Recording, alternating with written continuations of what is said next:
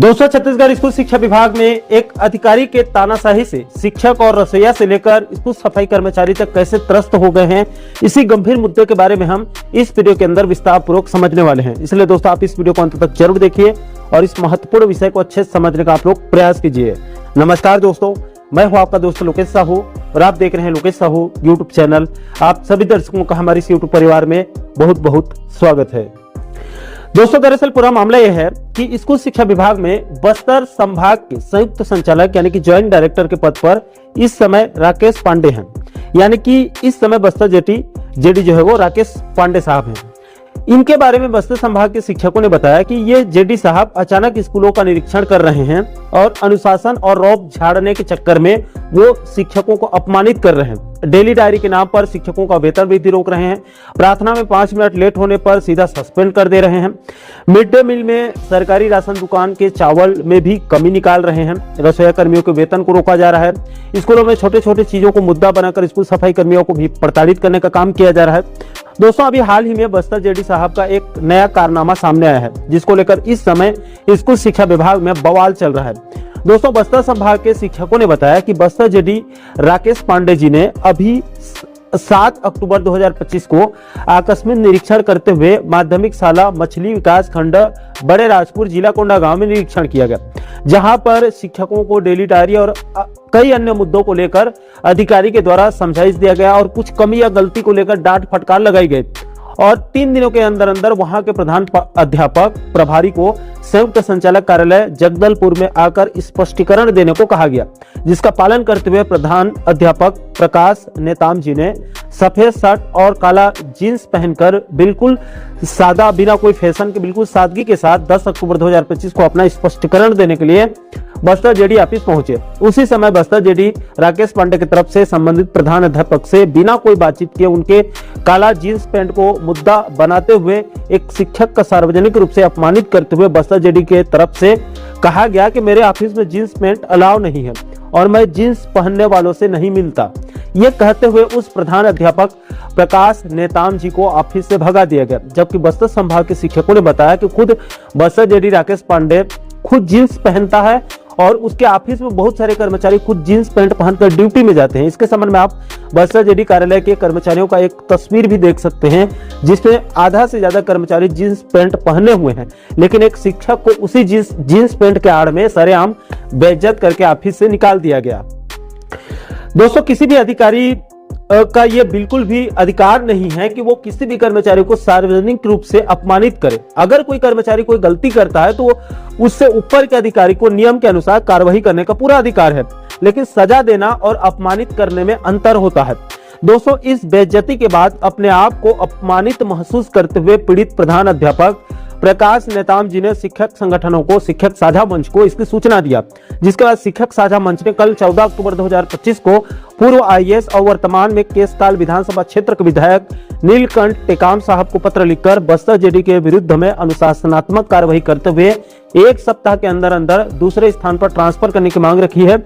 अन्यथा शिक्षक साझा मंच ने उग्र आंदोलन की चेतावनी दे दी है, जिसकी संपूर्ण जिम्मेदारी शासन प्रशासन की होगी। दोस्तों, आप आगे रील वीडियो बनाने वाले शौकीन बस्तर जेडी साहब के कुछ वीडियो क्लिप्स को आगे देखिए, उसके बाद इस मुद्दे पर आगे चर्चा करेंगे। कैसे बच्चे खाएंगे? तुम्हारा ये मुंडा भी है, इतना मोटा मोटा मुंडा, देखो एकदम जुड़ा हुआ मुंडा, कितना सुंदर पतला पतला मुंडा मिलता है? बताइए, ये आलू का छिलका भी निकाले हैं और छिलका किसी बच्चे गले में फंस गया तो कौन खाना बनाता है? कैसे खाना बनाते हो? नहीं, सोनू वाले से काट के देते हैं सर। तो हम लोग नहीं, उन लोग काट के देते हैं। नहीं, बच्चे को तुम कुछ भी खिलाओगे? नहीं, सब्जी उन लोग काट के देते हैं। कितना ग्राम चावल देना? 150 ग्राम चावल देना। दाल कितना ग्राम देना है? क्या है मात्रा, क्या है दाल का? 75 ग्राम की 25 ग्राम जितना, 50 ग्राम जितना, देख के बताओ, देख के बताओ दाल कितना ग्राम देना है? बच्चों को तो खिलाओगे, घर में खिलाओगे इसे बच्चों को? तुम्हारे बच्चे तो हैं, हम लोग मास्टर तुम हो, तुम्हारे 2 वेतन वृद्धि रोक रहा हूं मैं। जाओ, चलो जाइए, आपका 2 वेतन वृद्धि रोकता हूं। चलिए, 1 दिन पहले डेली डायरी लिखो, डेली डायरी में क्या पढ़ाना है उसको लिखो, हेडमास्टर का साइन करवाओ और सुबेरे कमरे में जाओ, बेहतरीन तरीके से बच्चों को पढ़ाओ। आप जब कमरे में घुसते हैं पढ़ाने के लिए तो इस प्रकार की स्थिति होनी चाहिए कि बच्चा इंतजार करे आपका कि वो टीचर आएगी और हमको पढ़ाएगी अच्छे से। देखिए बच्चे लेट आ रहे हैं, देख रहे हो? जब टीचर लेट आएगा तो बच्चे लेट नहीं आएंगे क्या? क्या तुम सिखा रहे हो बच्चों को और कैसा नागरिक बना रहे हो? Sorry madam, you are suspended. कोई आईएएस बनेगा, यही बच्चे तो हैं। कल किस रूप में, वट वृक्ष के रूप में बड़े हो जाएंगे ये आप हम नहीं जानते। हमारा काम है सबको माइक्रो ऑब्जर्वेशन करके, ये लड़का दौड़ने में अच्छा है उसको दौड़ने का प्रैक्टिस कराओ, वो मिल्खा सिंह बन जाएगा। ये लड़का क्रिकेट में बने हैं, ये लड़का मैथमेटिक्स में बने हैं, साइंस में बने हैं, ये साइंस पढ़ाओ बढ़िया से, एक्स्ट्रा पढ़ाओ, बोला रास्ता दिखाए के है। अमन बल्ला उद्देश्य है कि वो पेड़ लाना, अनुकूल वातावरण प्रदान कर दे, बस, और कुछ काम नहीं। दोस्तों, बस्तर जेडी के वीडियो को देखकर आप लोगों को ये तो अंदाजा लग गया होगा कि पद और पैसे की नशा अधिकारी के ऊपर हावी हो गया है। दोस्तों, बस्तर जेडी को सबसे पहले शिक्षा की गुणवत्ता को लेकर बड़ी शिकायत है। उनका कहना है कि प्रदेश के सरकारी स्कूलों के बच्चे प्राइवेट स्कूलों के बच्चों की तरफ फटाफट पढ़ने लिखने में माहिर नहीं है, तुरंत मतलब फटाफट पढ़ने लिखने लग जाए।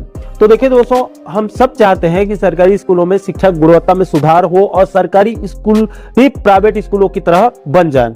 लेकिन दोस्तों, ये कहने सुनने में आसान लग रहा है लेकिन प्रैक्टिकली रूप से संभव नहीं है, क्योंकि प्राइवेट स्कूलों में शिक्षकों की कोई कमी नहीं है, स्टाफ की वहां पर कोई कमी नहीं है।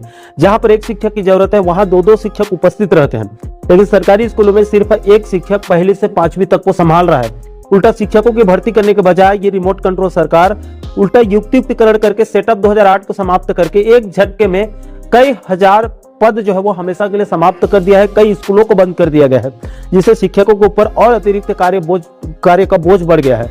इसके अलावा सरकारी स्कूलों के शिक्षकों को बच्चों के अध्ययन अध्यापन कार्य को छोड़कर वो हर काम कराया जा रहा है जिससे बच्चों की पढ़ाई का नुकसान हो, जैसे कि शिक्षकों की चुनाव ड्यूटी, जनगणना ड्यूटी, स्वास्थ्य विभाग से लेकर आंगनबाड़ी और पंचायत विभाग से लेकर कई अन्य विभागों के सर्वे कामों में भी लगा दिया जाता है।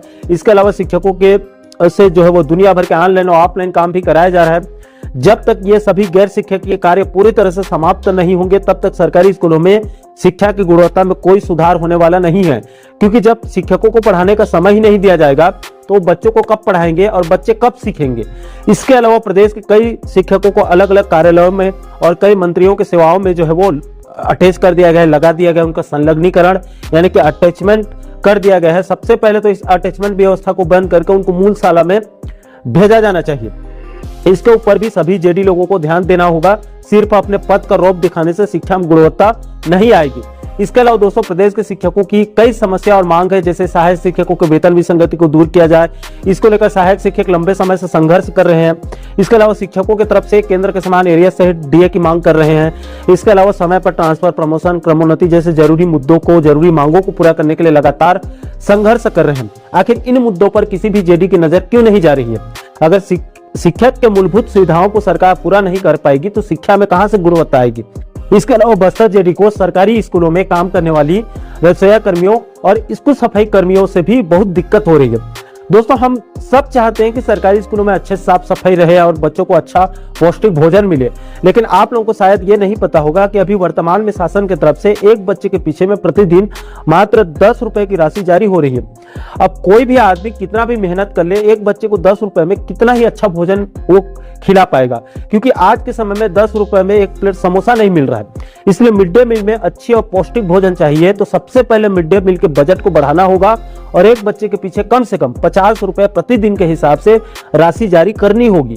इसके अलावा दोस्तों, आपकी जानकारी के लिए ये भी बता दूं कि अधिकारियों की तरफ से जब भी स्कूलों का निरीक्षण किया जाता है तो सबसे पहले रसोइया और सफाई कर्मियों को खरी खोटी सुनाई जाती है, लेकिन किसी भी अधिकारी के द्वारा यह नहीं पूछा जाता कि आप लोगों की मानदेय कितनी है, अभी आप लोगों को सैलरी कितना मिल रहा है। दोस्तों, आपकी जानकारी के लिए बता दूं कि इस समय प्रदेश के रसोइया कर्मियों को प्रति महीने मात्र 2500 रुपए के आसपास मानदेय भुगतान किया जा रहा है। कई जिलों में तो 2500 से भी कम मिल रहा है। 2,2221 ऐसे मिल रहा है। और इस 2500 रुपए को भी प्रति महीने नहीं दिया जाता है, बल्कि 3-3, 4-4 महीने के बाद इसका भुगतान रसोई कर्मियों को किया जाता है। दोस्तों, आज के महंगाई के दौर में क्या आप 2500 में काम करेंगे? लेकिन रसोई कर्मी बीते कई सालों से इतने कम मानदेय में काम कर रहे हैं। इससे पहले तो और कम था, धीरे धीरे ये 2500 हुआ है। इसके अलावा स्कूल सफाई कर्मियों को भी अभी मात्र 3400 रुपए प्रति महीने मानदेय भुगतान किया जा रहा है। दोस्तों, आज के समय में 2500 रुपए या फिर 3400 रुपए में घर चलाना बहुत मुश्किल काम है। फिर भी सब कुछ सहते हुए रसोई कर्मियों और स्कूल सफाई कर्मियों की तरफ से बिल्कुल ईमानदारी पूर्वक अपना काम कर रहे हैं, उसमें भी अधिकारी लोग उंगली कर रहे हैं। दोस्तों, आपकी जानकारी के लिए यह भी बता दूं कि सरकारी स्कूलों में काम करने वाले रसोइया और स्कूल सफाई कर्मियों की तरफ से लंबे समय से कलेक्टर दर पर वेतन देने की मांग कर रहे हैं, लेकिन अभी तक किसी भी सरकार ने उनकी इस मांग को पूरा नहीं किया है। इसको लेकर कोई अधिकारी सामने क्यों नहीं आ रहा है? दोस्तों, अंत में यही कहूंगा कि जिस प्रकार से अनिल कपूर का एक पिक्चर आया था नायक मूवी, उसमें एक दिन का मुख्यमंत्री बन के कोहराम मचाया था, वो पिक्चर में ही पॉसिबल है, रियल लाइफ में पॉसिबल नहीं है। ठीक उसी प्रकार से कोई भी अधिकारी कितना भी उछल कूद क्यों न कर ले, लेकिन जब तक सरकारी स्कूलों के शिक्षकों के जरूरतों को पूरा नहीं किया जाएगा और गैर शिक्षकीय कार्य को पूरी तरह से समाप्त करके पर्याप्त स्टाफ की व्यवस्था नहीं किया जाएगा, तब तक शिक्षा की गुणवत्ता लाना बहुत मुश्किल है।